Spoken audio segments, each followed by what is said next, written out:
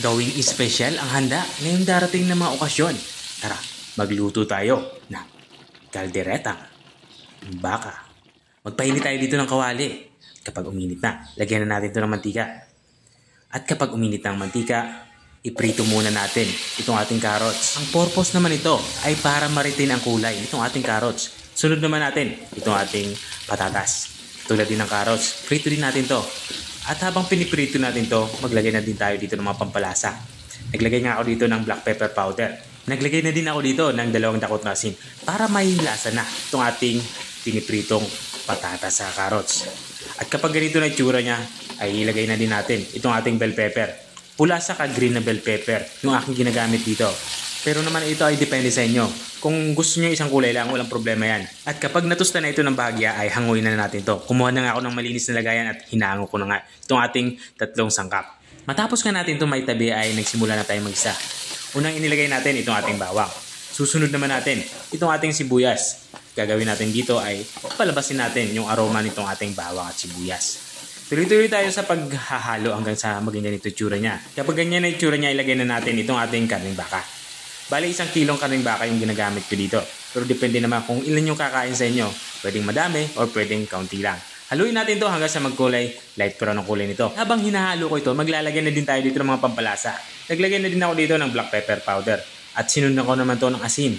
Pwede kayong gumamit dito ng patis, okay lang yan, walang problema. Tuloy-tuloy tayo sa ating paghahalo at maglalagay na din tayo dito ng toyo. Mga kalahating cup ng toyo ang aking inilalagay dito. At matapos kung mailagay yung toyo ay haluin ulit natin to. Ma-absorb ng ating karneng baka itong ating inilagay na toyo. At maglalagay na din tayo dito ng tubig. Sa tubig naman ay sapat para makapagpalambot nitong ating karneng baka.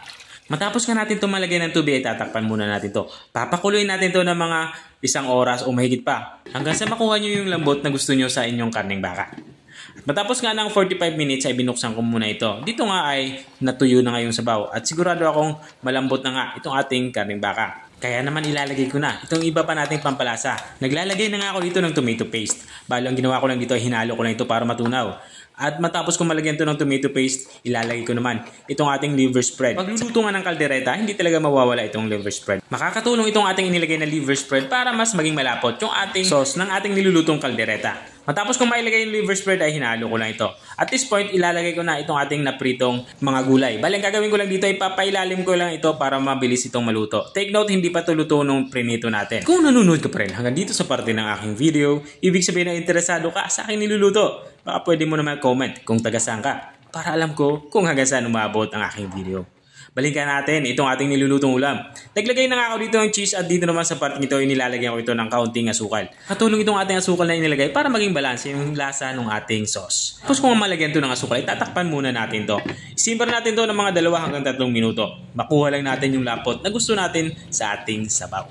At makalipas nga ng 3 minuto ay ito na nga. Lutong-luto na nga itong ating ulam pananghalian. Sa amoy pa lang nakakatakam na.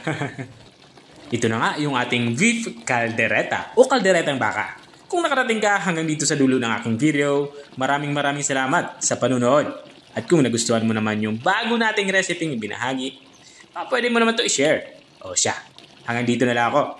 Kita-kita ulit sa mga susunod kong mga videos. Paalam, bye-bye!